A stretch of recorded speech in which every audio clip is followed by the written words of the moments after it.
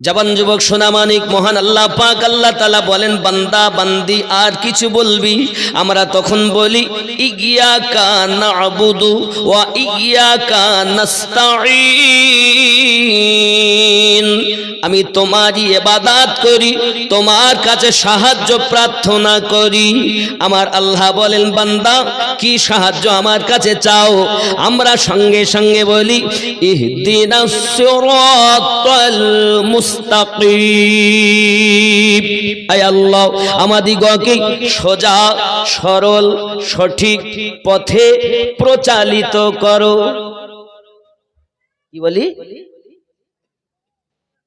সোজা সরল সঠিক পথে প্রচালিত করো। আল্লাহ পাক বলেন, কাদের পথে চলতে চাও? আমরা সঙ্গে সঙ্গে বলি সিরাতাল্লাযীনা আন'আমতা আলাইহিম। যাদেরকে আপনি পুরস্কৃত করেছেন তাদের পথে চালিত করুন। জোরে বলুন।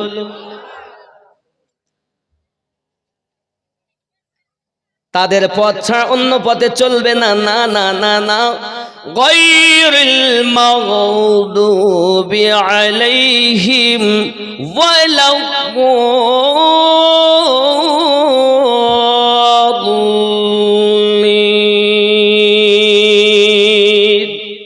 তাদের পথে নয় যারা অভিশপ্ত হয়েছে, লানাত প্রাপ্ত হয়েছে।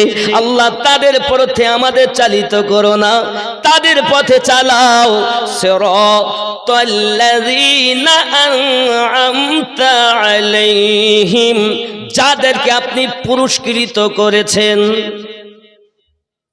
এটা পুরা সূরা ফাতিহাটা প্রার্থনার সূরা। কি প্রার্থনা? একটাই, সোজা সরল সঠিক পথ। জোরে বলুন। কাদের পথ? সিরাতাল্লাযীনা আন'আমতা আলাইহিম। এটাই তো আমরা নামাজে বলি, নাকি বলেন? আমি কি মন গড়া কথা বলছি? খুব দিলের কান দিয়ে শুনবেন, তাহলে বোঝা যাবে সোজা সরল সঠিক পথ ওটাই যা আল্লাহ পাক যাদের উপরে প্রাইজ দিয়েছেন, উপহার দিয়েছেন, তাদের পথটা হলো সোজা সরল সঠিক পথ। জোরে বলুন। তাহলে আমাদের বাকি রয়ে গেল যে প্রাইজ কাদের উপরে, উপহার কাদের উপরে। এটাই যখন আমরা জেনে নেব তখন আমরা সোজা পথ সঠিক পথ নির্ভেজাল পথ পেয়ে যাব। ঠিক কিনা বলুন? এই কথা বলেন না, ঠিক না ভুল বলছি? আয় আল্লাহ, আপনি বলুন কাদেরকে আপনি প্রাইজ দিয়েছেন? আল্লাহ পাক বলছেন, বিসমিল্লাহির রহমানির রহিম, উলাইকাল্লাযীনা আন'আমাল্লাহু আলাইহিম মিনান নাবিয়্যিন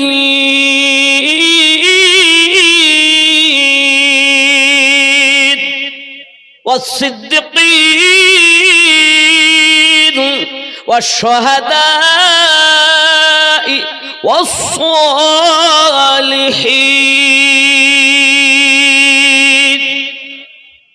কয় শ্রেণী? কয় শ্রেণী? ভালো করে বুঝেন। এক নাম্বার নবীন, তাদের উপরে আল্লাহর এনাম, এনাদের নবীনদের পথ সঠিক পথ, সিদ্দিকিনদের পথ সঠিক পথ, শুহাদাদের পথ সঠিক পথ, সালেহিনদের পথ সঠিক পথ। এর বাইরে সব জাহান্নামী পথ, এর বাইরে সব জাহান্নামী পথ। আমরা নামাজেই বলেছি ইহদিনাস সিরাতাল মুস্তাকিম। দুনিয়ার কোন মোল্লার কথা চলবে না, আল্লাহ ও রাসূলুল্লাহর কথা চলবে। ঠিক কিনা বলেন? আমরা মোল্লাতে বিশ্বাসী নই, আমরা রাসূলুল্লাহ ও আল্লাহতে বিশ্বাসী। আমার কথা বুঝতেছেন? তাহলে চার শ্রেণীতে বিভক্ত তারা, নবীন, সিদ্দিকিন। এখন আপনি আমি যদি মনে করি নবী দেখব কিন্তু পাবো না, আল্লাহ পাক কোরআনে বলছেন সূরা নিসাতে, যদি কেউ জানের প্রতি জুলুম করো তাহলে তোমরা আমার নবীর দরবারে চলে যাও। আমার নবীর দরবার আমি আল্লাহর দরবার। সূরা নিসা আয়াত 64 খোলো। আব্বাজি আমার সোনা মানিকের, আয় আল্লাহ পাক নবী পাকের দরবারে গেলে কি হবে? আমার আল্লাহ পাক আল্লাহ তাআলা বলছেন জাউকা ফাস্তাগফিরুল্লাহ, যাওয়ার পরে আমি আল্লাহর কাছে ক্ষমা ভিক্ষা চাইবে, ওয়াস্তাগফারা লাহুমুর রাসূল, আর আমার নবী তোমাদের পক্ষ থেকে আমি আল্লাহ পাকের কাছে সুপারিশ করবে। লাওয়াজাদুল্লাহ তাওয়াবার রহিমা, আমি আল্লাহ পাক তোমার তওবা কবুল করব, রহমত বর্ষণ করতে থাকবো। বোঝা গেল রব্বে করিম মাফ দিবেন, রাসূলে পাকের ওসিলাতে দেবেন। ওয়াস্তাগফারা লাহুমুর রাসূল, তোমাদের পক্ষ থেকে নবী যখন আমার কাছে সুপারিশ করবে আমি আল্লাহ তোমাকে মাফ দিয়ে দেব। আরো জোরে বলো। এখন যদি কেউ বলে মদিনায় যাব না, মক্কা থেকে আমার কাজ শেষ, এই যুবকেরা মক্কাতে 1 লক্ষ রাকাতের সওয়াব হলে কি হবে? 1 রাকাতের পরিবর্তে 1 লক্ষ পাবো। মক্কাতে হলে কি হবে? মক্কা থেকে মদিনার দাম আল্লাহর কাছে বেশি। দুনিয়ার কোন মোল্লার কথা বলিনি, আল্লাহ পাক বলেছেন হাবিবি তুমি আমার আমি তোমার, তুমি রাজি আমি আল্লাহ রাজি। এখন আল্লাহ পেতে গেলে রাসূলুল্লাহর প্রয়োজন। সূরা আল ইমরান আয়াত নাম্বার 31 আল্লাহ পাক আল্লাহ তাআলা বলেন হাবিব আপনি বলে দিন, কেউ যদি আমি আল্লাহকে পেতে চায়, প্রেম করতে চায়, কুল বলে দিন ইন কুনতুম তুহিব্বুনাল্লাহ, আমি আল্লাহকে যদি কেউ প্রেম করতে চায়, ভালোবাসতে চায়, ফাত্তাবিউনি, তারা যেন আপনার ইত্তেবা করে। আয় আল্লাহ যদি ইত্তেবা করি নবীর তাহলে কি হবে? আমার আল্লাহ পাক আল্লাহ তাআলা বলেন ফাত্তাবিউনি ইহবিবকুমুল্লাহ, আমার নবীর ইত্তেবা করবে আমি আল্লাহ ভালোবাসবো। শুধু কি ভালোবাসবে বলেন না, তাহলে কি করবে? আমার আল্লাহ পাক বলেন ইহবিবকুমুল্লাহ, আর কি করবেন? আমার আল্লাহ পাক বলেন আমি তার জীবনের গুনাহ ওয়া ইয়াগফিরু লাকুম যুনুবাকুম, আমি আল্লাহ পাক তার জীবনের গুনাহ মাফ দেব। আর কি করবেন? আমার আল্লাহ পাক বলেন শুধু মাফ দেব না, আল্লাহু গফুরুর রহিম, আমি আল্লাহ তার উপরে বর্ষণ দয়া করতে থাকব। আমার নবীর ইত্তেবা করলে 3টি প্রাইজ। একটি হলো আল্লাহর প্রেম পাওয়া যাবে, 2 নাম্বার জীবনের গুনাহ মাফ হবে, 3 নাম্বার আমার আল্লাহ পাক রহমত বর্ষণ করতে থাকবে। জোরে বলুন। আয় আমার সোনা মানিকেরা, পৃথিবীর সরজমিনে আল্লাহ পাক যখন অর্ডার দিলেন আমার হাবিব আপনি ইসলামকে প্রচার করুন, ইসলামকে প্রচার করুন, 40 বছর বয়সে আমার আপনার নবী সাল্লাল্লাহু আলাইহি ওয়াসাল্লাম আল্লাহ পাকের অর্ডার পাওয়ার পরে প্রথম আপনার কিনা বললেন আপনারা পড়ুন, সাক্ষী দেন লা ইলাহা ইল্লাল্লাহ, নেই কোনো রব, নেই কোনো ইবাদতের উপযুক্ত আল্লাহ ছাড়া, মুহাম্মাদুর রাসূলুল্লাহ সাল্লাল্লাহু আলাইহি ওয়াসাল্লাম, আর মুহাম্মদ সাল্লাল্লাহু আলাইহি ওয়াসাল্লাম হলেন তার প্রিয় রাসূল ও বান্দা। জোরে বলুন। যখন তুমি এবার 360টি মূর্তি বার করে দিয়ে আমি নবীর কথা মেনে নিয়ে এক আল্লাহ পেয়েছো, এখন তুমি ইমানদার হয়ে গেছো। এখন তোমার জন্য প্রথম কাজ হলো ওয়া ইকামিস সালাহ, নামাজ কায়েম করো, ওয়া ইতাইজ যাকাত, যাকাত প্রদান করো, ওয়াল হজ, এবং হজ করো, ওয়া সাওমি রমাদান, এবং রমজানের রোজা রাখো। জোরে বলো। যুবকরা আমার রাসূল পাক সাল্লাল্লাহু আলাইহি ওয়াসাল্লাম যখন এক আল্লাহ পাকের ওয়াহদানিয়াত প্রচার করতে আরম্ভ করেছেন, মক্কার বড় বড় দুশমনেরা আবু জাহেল, উতবা, সাইবা, উতাইবা, আবু সুফিয়ান আমার নবী পাকের প্রতি অত্যাচার আরম্ভ করে দিয়েছেন। দয়াল নবী মক্কার কাবা ঘরের নিকট আল্লাহ পাকের কোরআন মাজিদ তেলাওয়াত করে করে শোনাচ্ছেন আর রাসূলের পাকের বাণী শুনে আল্লাহর কালাম শুনে মানুষেরা বেধর্ম থেকে ইসলাম ধর্ম গ্রহণ করে। যুবক আমার, আল্লাহ পাকের কোরআন আজ আমাদের ঘরে তেলাওয়াত হয় না। সিনেমা তো দেখি, সিরিয়াল তো দেখি, আল্লাহর কোরআন আমাদের ঘরে তেলাওয়াত হয় না বাবা। ও আমার সোনামানিকেরা, মক্কার মানুষ আমার নবী পাক সাল্লাল্লাহু আলাইহি ওয়াসাল্লামের কথা সহ্য করতে পারেন না বাবা। প্রিয় নবী সাল্লাল্লাহু আলাইহি ওয়াসাল্লাম মক্কার খানায় কাবার বারান্দাতে যখন নসিহত করে মানুষকে উপদেশ দিচ্ছেন, এক আল্লাহকে মেনে নাও, এক আল্লাহকে তোমরা জেনে নাও। ওই আল্লাহ পাক আমাদের সৃষ্টি করেছেন, আল্লাহ ছাড়া আর কেউ নাই। এমন সময়তে মক্কার মানুষ বড় রেগে গেল বাবা। তার ভিতরে বড় জালিম, নাম তার আবু জাহেল, আমার নবী পাক সাল্লাল্লাহু আলাইহি সাল্লামের জামার কলোয়ারখানা ধরে খানায় কাবার দেওয়ালের সঙ্গে মাথাটা ঠুকে দিয়েছে। এ দয়াল বাবা, আমার নবী পাকের পেশানি ফেটে যায়, পেশানি মোবারক থেকে রক্তর ফোঁটা আপনার জমিনে পড়তে লেগেছে। প্রিয় রাসূল কোনো কথাই না বলে সঙ্গে সঙ্গে ঘরে চলে গেলেন বাবা। মক্কার খানায় কাবার পরে মাকামে ইব্রাহিম আপনি দেখতে পাবেন, এখন যাবেন তো দেখবেন। খানায় কাবার পরে মাকামে ইব্রাহিম, মাকামে ইব্রাহিমের পরে জমজমের কূপ, জমজমের কূপের নল, ওই কূপের আপনার নলের পরে দেখতে পাবেন সাফা এবং মারওয়া পাহাড়, ওই পাহাড়ের পরে দেখবেন আবু জাহেলের বাড়ি হাম্মাম খানা, ওই হাম্মাম খানার অপোজিটে একটি হলুদ রঙের ঘর। এটাই হলো আমার নবী পাকের জন্মভূমি, এটাই আমার নবীর জন্মভূমি। ওই জন্মভূমির পিছনে যে পাহাড়টি, এই পাহাড়টির নাম হলো সাবা পাহাড়। এই পাহাড়ে উঠে আমার নবী সর্বপ্রথম এক আল্লাহর ওয়াহদানিয়াত প্রচার করেছিলেন। এই পাহাড়ে উঠে সর্বপ্রথম। এই যুবকেরা আমার, তাই তো আমি বলি দিনী কত আলোচনায় থাকতাম আমি অধম, সামনে রাসূল পাক হতেন, পাশে সাহাবাগণ। সুবহানাল্লাহ। আজ আমি বক্তব্য রাখছি, আপনারা শুনছেন, আর ওই সময় যদি জন্ম হতো নবী বক্তব্য রাখতেন আর আমরা শুনতাম। রাসূল আমার মক্কার খানায় কাবার নিকটে যখন ইসলাম প্রচার করতে আরম্ভ করেছেন, সোনা মানিকেরা আমার মাথায় রাখুন, আমার নবী টুকটুক করে বাড়িতে পৌঁছালেন। আম্মা খাদিজাতুল কুবরা সালামুল্লাহি আলাইহা, আম্মা জান আমার রাসূলের পাকের যখন পেশানি থেকে রক্ত ঝরতেছে, সঙ্গে সঙ্গে উনি আর কোনো কাপড় চোপড় পেলেন না, এমন কোনো জিনিস পেলেন না যাহা দিয়ে আপনার কিনা মাথা ব্যান্ডেড করে দিবেন। উনি মাথা তো ব্যান্ডেড করতে পারলেন না বাবা, মাথা তো ব্যান্ডেড করতে উনি পারলেন না, কিন্তু করলেন কি জানেন? হযরতে আম্মা জান খাদিজাতুল কুবরা সালামুল্লাহি আলাইহা আমার রাসূলের পাক সাল্লাল্লাহু আলাইহি ওয়াসাল্লাম এই রক্ত মোবারক ঝরা সইতে পারছেন না, নিজের বাড়িতে কোনো কাপড় নাই।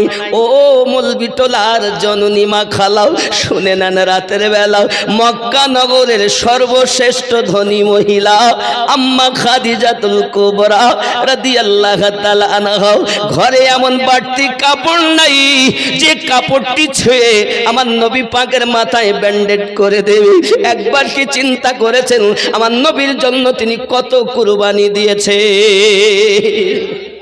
তাই তো গজলে বলে, দেখিয়া আপনার মোজেজা এ ভাগ্যবতী বিবি খাদিজা, দেখিয়া আপনার মোজেজা ভাগ্যবতী বিবি খাদিজা, সঁপে দিল জীবন আর যৌবন। দয়াল নবী মায়ার নবী গো, আপনি আমার জীবনের জীবন।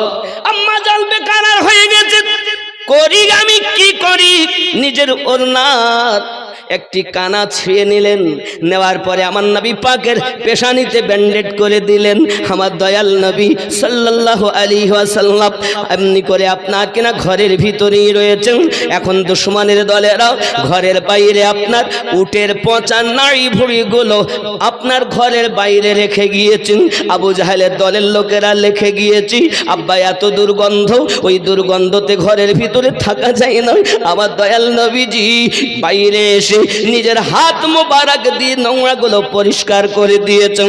দেওয়ার পরে মহান আল্লাহ পাকের দরবারে হাত উঠিয়ে ফরিয়াদ করেন, মালিক আমার উম্মত চিনতে পারে না, তুমি তাদেরকে মাফ করে দাও। এরকম দয়াল নবী কি দুনিয়াতে আর হবে? হে বাবা, আর কি পাওয়া যাবে? তাহলে এমন নবী যখন আমরা পেয়েছি, গর্ব করি, ফখর করি। আমাদের নবী শ্রেষ্ঠ নবী, ওই নবীর উম্মত হয়ে আমরাও শ্রেষ্ঠ হয়েছি। ওই রাসূলকে যত ভালোবাসা যাবে, আমার আল্লাহ তত রহমত বর্ষণ করি যাবে। রাগ করছেন কথা? ইসলামের প্রাথমিক যুগ বড় কষ্ট বাবা। আমার দয়াল নবী মুস্তাফা কখনো বদদুয়া করেননি, সদা সর্বদা আল্লাহ পাকের কাছে আমাদের জন্যই দোয়া করেছেন বাবা। আমার নবী তেলাওয়াত আবার শুরু করেছেন খানায় কাবার কাছে এসে। এমন সময়তে রাসূল পাক সাল্লাল্লাহু আলাইহি ওয়াসাল্লামের বাণী শুনে বাবা, এক ইহুদি তার একটি বালক ছেলে 6 থেকে 8 বছর তার বয়স হবে। ওই ছেলেটি আমার নবী পাকের তেলাওয়াতে কোরআন শুনে আর আমার নবী পাকে জিয়ারত করে। এত সুন্দর তেলাওয়াত, যত শুনে তত ভালো লাগে, আমার নবীর প্রেমে পড়ে যায়। প্রেম প্রেম প্রেমে যখন পড়ে গেল, বাপ জিজ্ঞাসা করে, খোকা তুই কোথায় যাস? বলে রাসূল তেলাওয়াত করেন, আমার ভালো লাগে। তার কথা দুনিয়ার কোন কবির কাব্য নয়, সাহিত্যিক নয়, এমন বাণী আমার পিতা আপনি যদি শোনেন আপনিও মুগ্ধ হয়ে যাবেন। বুঝতে পেরেছি তোকে মুহাম্মদ সাল্লাল্লাহু আলাইহি ওয়াসাল্লাম জাদু করেছে, জাদু করে ফেলেছে। জোরে বলুন নাউজুবিল্লাহ। আমাদের নবী কি জাদু কর? হ্যাঁ। কেউ বলে নবী জাদু করেছে, আমি বলি হ্যাঁ। নবী তলোয়ার চালিয়েছে, আমি বলি হ্যাঁ চালিয়েছে। কিসের তলোয়ার? প্রেমের তলোয়ার। কিসের জাদু? প্রেমের জাদু। জোরে বলে কার প্রেম? আল্লাহ ও রাসূলের প্রেম। তুমি দুনিয়ার তলোয়ার ভেবো না, ইশকের তলোয়ার রাসূল চালিয়েছে। যত ইশকের আব্বাজি আমার সোনা মানিকের পিতা বলে আজ যাওয়া হবে না মক্কার খানায় কাবার নিকটে, এখন তুমি বাড়িতে থাকবে। ছেলে তো বলে পিতা সম্ভব নয়, এখন তার পায়ে শিকল দিয়ে বাড়িতে আপনার কিনা বেঁধে রেখেছি। ছেলেটা আর মক্কায় আমার নবীর কোরআন মাজিদ তেলাওয়াত শুনতে যেতে পারে না। এই আমার জবাব, আমার জওয়ান যুবকেরা, আপনাদের কাছে আমি অনুরোধ করব বাবা, আমার রাসূল পাকের তেলাওয়াতে কোরআন মাজিদ কত সুন্দর ছিল। আজ আমাদের ঘরে কেন এত আল্লাহ পাকে গজব দান করে? একমাত্র আমরা আল্লাহ পাকের কোরআন মাজিদ ছেড়ে দিয়েছি। বন্ধুরে আমার, চলুন না কেন দেখি। এখন ছেলেটি মাকে বলে, মা আমাকে একটু ছেড়ে দাও না, আমি রাসূল পাকের দিদার করব। জোরে বল, কার দিদার? নবীর। আব্বাজি আমার এই কথা যখন বলতেছেন, এমন সব মা বলে যাওয়া সম্ভবপর হবে না, বেঁধে রেখেছি, তুমি মুস্তাফা ছেড়ে দাও। কারণ আমরা হলাম এই মক্কা নগরীর ধনী, আমাদের তেলাওয়াত, আমাদের ধর্ম আলাদা, তাদের ধর্ম আলাদা। এখন যাওয়া যাবে না বাবাজি। এমনি করে আপনার কিনা দেখা গেল এই আপনার ঘটনাটা ঘটতেছে আস্তে আস্তে করে। আমার নবী পাক সাল্লাল্লাহু আলাইহি ওয়াসাল্লাম যখন মক্কা থেকে মদিনায় আপনার রওনা দিয়েছেন বাবা, মদিনাতুল মুনাওয়ারায় যখন নবী গেছেন, নবী পাকের বাণী শুনে ওই 6 থেকে 8 বছরের বালক প্রেমে পড়ে পাগলের মতো হয়ে আছে বাবা। এমনি করে খাওয়া দাওয়া বন্ধ করে দিয়েছে। মা যদি খেতে দেন খায় না, মা যদি আপনার কিনা পানি দেয় পান করে না, খাবার দেয় খাওয়া দাওয়া বন্ধ করে দিয়েছে। আব্বা আমার খাওয়া ভালো লাগে না, নবী ভালো লাগে। ছোট্ট বালকের প্রেম কেমন! আমরা সুন্নিরা এর জন্য তো দরুদ পড়ি, সালাম পড়ি, কারণ আমাদের দরুদ ও সালামে বড় মজা লাগে। যুবকরে আমার, ইহুদির ছেলে খাওয়া ছেড়ে দিল যখন, মা বলে বাবা তুই খাস না কেন? ভালো লাগে না। বাপ বলে খাস না কেন? ভালো লাগে না। কোনো খাবার আমার ভিতরে ঢোকে না, আমার মন চায় শুধু নবী নবী। জোরে বল। দয়ার নবীর মোহাব্বত এমন হয়ে গেল তার কলবে, তার দিলে। হে বাবাজি আমার, আস্তে আস্তে ক্লান্ত হয়ে গেল। বাপ ডাক্তার দেখাতে আরম্ভ করেছি, কবিরাজ দেখাতে আরম্ভ করেছি, দেখো ট্রিটমেন্ট শুরু করেছি। বাবা ট্রিটমেন্ট করে কোনো কাজ হয় না, কোনো রকম কোনো লাভ হয় না। এখন কোনো রকম কোনো কাজ যখন হয় না, দিন দিন ছেলেটা আরো ক্লান্ত হয়ে গেল। বাবা একটি মাত্র ছেলে, বাপ বড় ধনী মানুষ, তার সমাজে একটা নাম যশ রয়েছে। বাবা এখন ছেলে যদি মারা যায়, তাদের দ্বিতীয় কোনো সন্তান নাই, তাই তারা ডাক্তার কবিরাজ করে, কোনো রকম কোনো কাজ যখন হচ্ছে না, আব্বা আমার ছেলেটি বলে পিতা আমার খাওয়া ভালো লাগে না, এমনকি জবান বন্ধ হয়ে গেল। বাপ বলে বাবারে তো শেষ ইচ্ছাটা বল, জানি আমি তুই মারা যাবি, বাঁচবি না দুনিয়ায়, তবে বল তোর শেষ ইচ্ছা কি? ছেলেটি বলতেছে পিতা গো, আমার শেষ ইচ্ছা যদি পূর্ণ করে দেন তাহলে আপনার কদমে আরজি রাখি, মরণের আগে একটি মাত্র আশা, আমার দয়াল নবীর সঙ্গে দিদার করাইয়া দেয়। জীবনে হবে কি তোমার দিদার, ইয়া রাসূলুল্লাহ,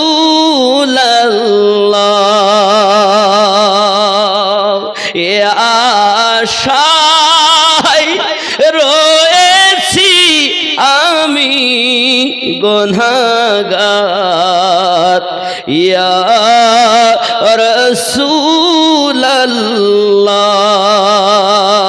জীবনে হবে কি তোমার দিদার, ইয়া রাসূলুল্লাহ। জোরে বলুন।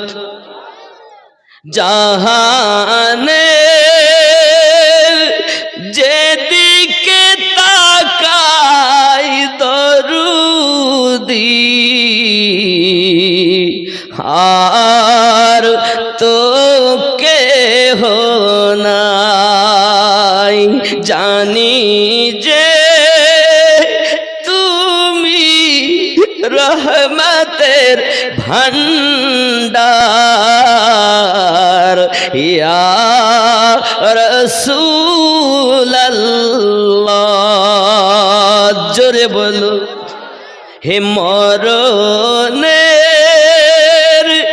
কালে যেন পাই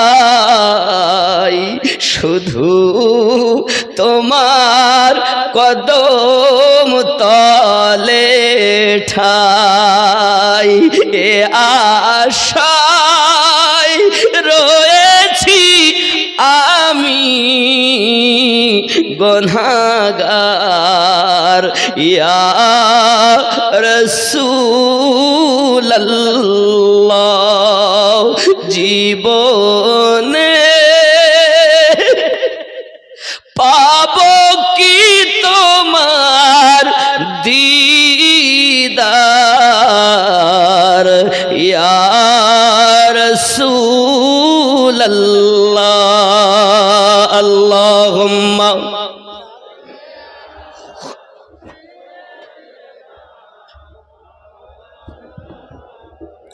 ওয়া আলা আলি। মাশাআল্লাহ। আরো জোরে বলুন না ইয়া রাসূলুল্লাহ। বাপ দেখে ছেলে তো আশায় নবীর দিদার করবে, তো শেষ ইচ্ছা তো ওয়াদা করেছি আমি পূর্ণ করব। এখন একজনকে পাঠিয়েছে, যাইয়া খবর দাও মোস্তাফাকে যে ছোট আশিক আছে যে মরণ পূর্ণ ভাব একবার দেখতে চায়। আমার রাসূল বলেন সাহাবী রাসূল কেরামকে চলো যাই, ছোট্ট আশিকের দেখা করতে আমার দয়াল নবী যাচ্ছেন। সুবহানাল্লাহ। আপনি যদি আশিক হতে পারেন তা আমার রসুল আপনার ভাঙা ঘরে এসে দিদার দান করবে। আপনি তো আশিকই হতে পারেন, আপনি তো প্রেমী হতে পারেন না। আপনি মুখে নবী নবী করছেন, আসলে আপনার ভিতরে রসুলের কোনো আদর্শ নাই। মিথ্যা আপনার মধ্যে, সুদ আপনার মধ্যে, এমন পাপ নাই যাহা আমাদের মধ্যে নাই। তাহলে আমরা কেমন করে দাবি করি যে আমরা নবীর উম্মাত, আমরা আল্লাহর বান্দা বান্দি?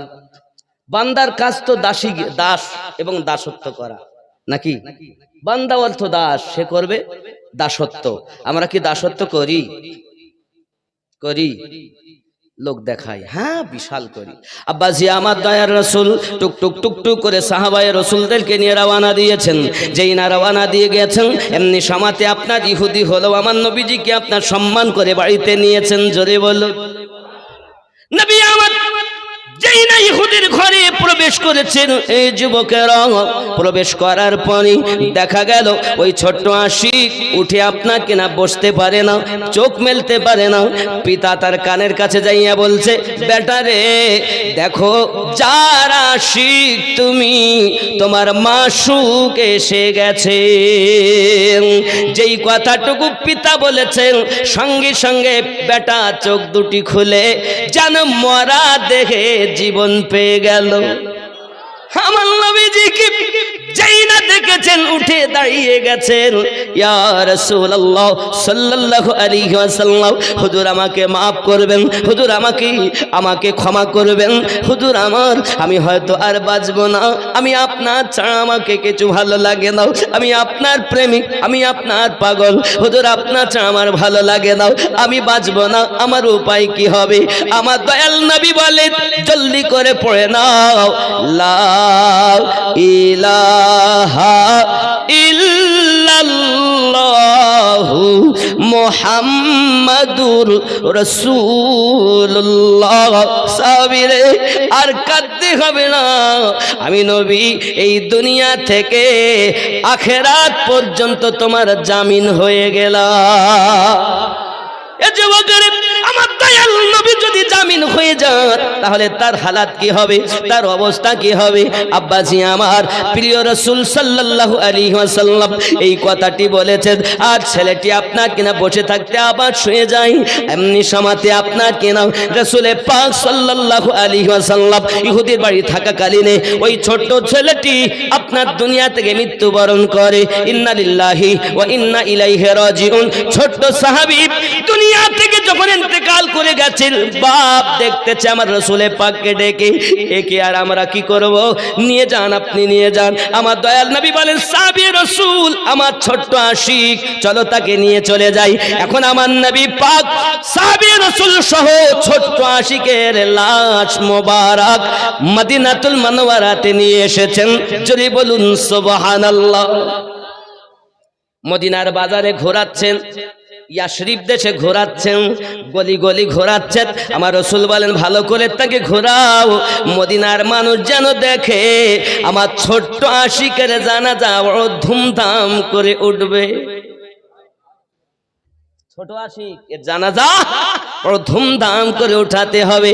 আব্বাজি আমার তার জানাজাটা বড় আনন্দের সহিত সাহাবী রাসূল আপনার মদিনার গলিতে ঘোরাতে লেগেছেন।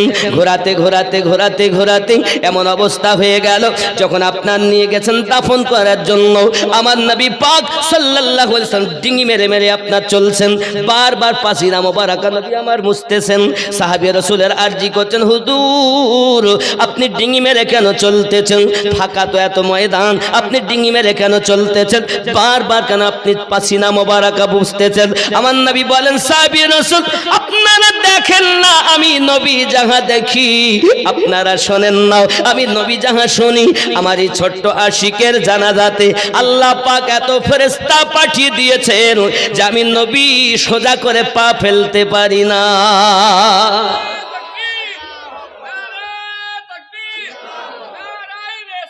ইয়া রাসূলুল্লাহ, যদি বলুন না ইয়া রাসূলুল্লাহ। অসুবিধা হচ্ছে বাবা? প্রাইজ কাদের উপরে? এক নম্বরে নবীন, আর যত নবী আল্লাহ বানিয়েছেন তাদের মধ্যে শ্রেষ্ঠ নবী আমাদের কাদের নবী? আব্বাজি আমার, এই নবীর মোহাব্বত, ইশক, ভালোবাসা যার মধ্যে আছে ইহ জগতে লাভ, পর জগতেও লাভ। জোরে বলুন।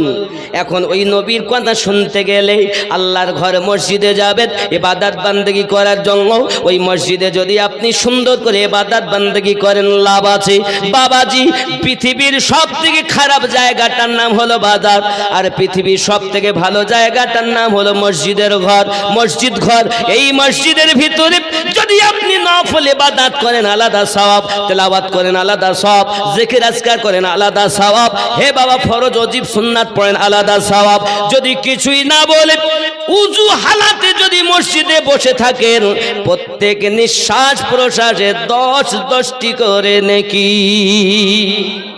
কিন্তু আল্লাহর ঘর মসজিদে জুমার ফরজে সালাম ফিরিয়েছে তো আর নাই, ফাঁকা। এখানে মনে এরকম হয় না? কি গো, হয় নাই? জুমার নামাজে সালাম ফিরানো হয়ে গেল আর মসজিদে ফাঁকা হয়ে গেল। অন্য জায়গায় অনেককে দেখা যায় দুয়া একটু করে নিয়েছে, নেওয়ার পর আর নাই, মসজিদের হাফ। আব্বাজি আমার, পৃথিবীর সরজমিনে এখানে হয় না? হয় না? ওই নফল ইবাদত করতে হবে, নওয়াফিল ইবাদত আপনি তখন পাচ্ছেন না, ব্যস্ততা আছেন। আমার মনে হয় না যে এরা আর পড়ে ওই ফরজটুকু, মানে সেই মক্কাতে আর মদিনায় আমরা গেছি তো এরা কাবাকেও সম্মান করে না, কাবার দিকে পর্যন্ত পা মেলিয়ে সব বসে থাকে। আমি নিজের চোখে দেখছি, আর মোবাইলে ফটো আছে, এই মোবাইলে দালালি কথা বলছি। যে কাবার দিকে ফিরে আমরা নামাজ আদায় করি, তারা নামাজ তারাও আদায় করে, আদায় করার পর তারা খানায় কাবার দিকে ফিরে পা লম্বা করে কোরআন শরীফ পড়তে। আর কাবাকে আমরা ভারতবাসী, বাংলা ও পাকিস্তান, আমি দেখি এরা যা কাবাকে সম্মান করে, নবীকে সম্মান করে, অন্য কোন দেশের মানুষ তাহা করে না। জান্নাতে যদি যায় তো এরাই আগে যায়। আপনি মক্কার মানুষ মনে করছেন, তাদের মতো বিয়াদব নাই, চোখে দেখা কথা। যুবক আমার, খানায় কাবার দিকে আমরা থুতু ফেলাকেও বিয়াদবি মনে করি নাকি? তাহলে থুতু ফেলা যদি বিয়াদবি হয়, তার পা যদি দেয় শার্ট করে, হ্যাঁ মশলা আছে।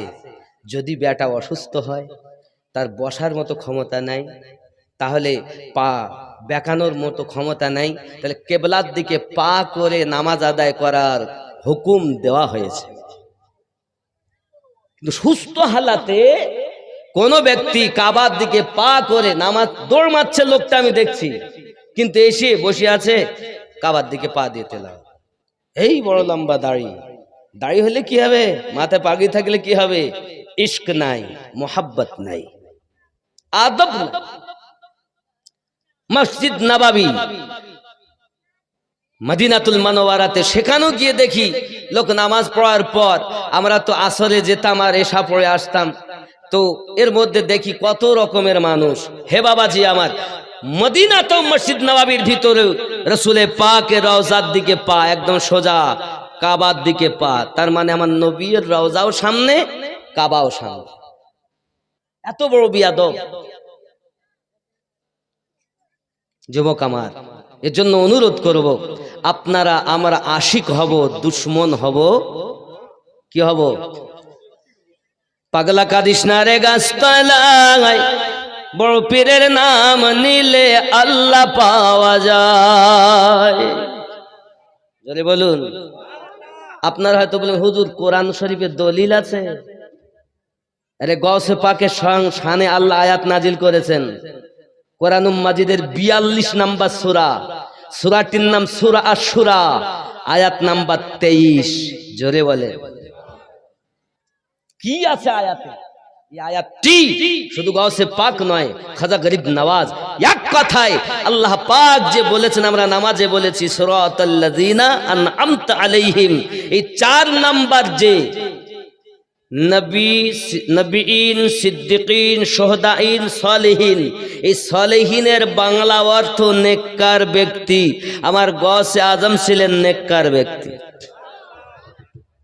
এই আয়াত সূরা শুরা আয়াত 23 গৌসে আজমের শানে, খাজা গরিব নওয়াজ শানে, তরিকতের সমস্ত আউলিয়াদের শানে আল্লাহ পাক আয়াত নাজিল করে বললেন, কুল্লা আসআলুকুম আলাইহি আজরান ইল্লাল মাবাদ্দাতা ফিল কুরবা। এই আয়াতে কারিমার তাফসীর পড়ো, বড় বড় তাফসীর কারকগণ লিখেছেন এই আয়াতটি আল্লাহর সলিহিন বান্দাদের শানে অবতীর্ণ হয়েছে, আবার আহলে বায়াতের শানে অবতীর্ণ হয়েছে।